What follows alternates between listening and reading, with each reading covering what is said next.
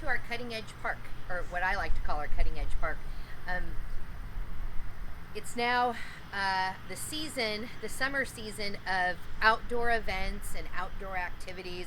I just saw a big flyer come out with music in the park type of activities, or music at the outdoor shopping center. There's also the movies in the parks are going on right now, so we're kind of moving into that season in time. And I always have families ask me my opinion or tips for those types of events. I think actually some of those events are really nice versus the outdoor movie, or the outdoor movie in the park has its advantages that maybe the indoor movie doesn't have, and vice versa. So the indoor movie, we're not fighting heat or the elements or the bugs or things like that, but we are in a structured environment where if a child is feeling anxiety or needs to leave, it's much more difficult to leave. Behavior is more difficult to handle inside that setting, unless you're at a sensory friendly movie. But when you're outdoors at a park type of movie, you can leave whenever you want. You just pack up your chair and you go. You can arrive whenever you want. You have more versatility on where you sit, generally speaking. Now, if it's a very crowded event, you're going to have less control. Things like the firework events that you would go to, those are extremely crowded. So you have to be prepared to plan for those types of crowds. But typically, a movie in the park, you've got a lot of space and you've got a lot of control. So those are some advantages of those types of things. I would recommend that you get there early so you can get the seating you want and that you have more choice.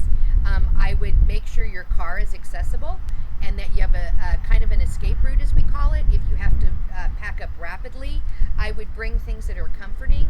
You also have more control over food in those environments than you have in an indoor theater. Okay.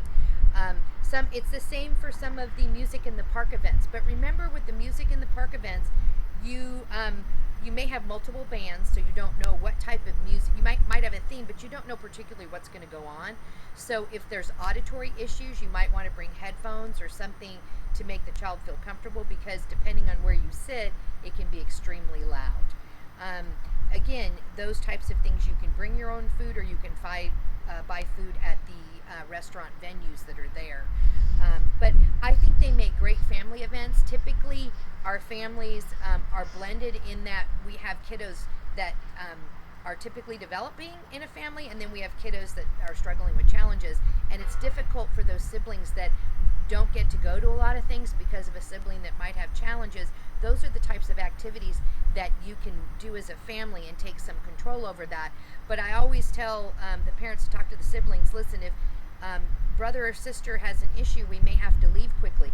If parents divide and conquer, then one parent can stay with the kids that are tolerating it, and one parent can go home with the kiddo that's not. So sometimes planning that way and bringing two cars helps in that situation. So that's just a few tips on some of the summer activities, and I certainly hope you enjoy them, because I know we have many in the Collin County area in the cities to participate in. So have a good time and enjoy your summer.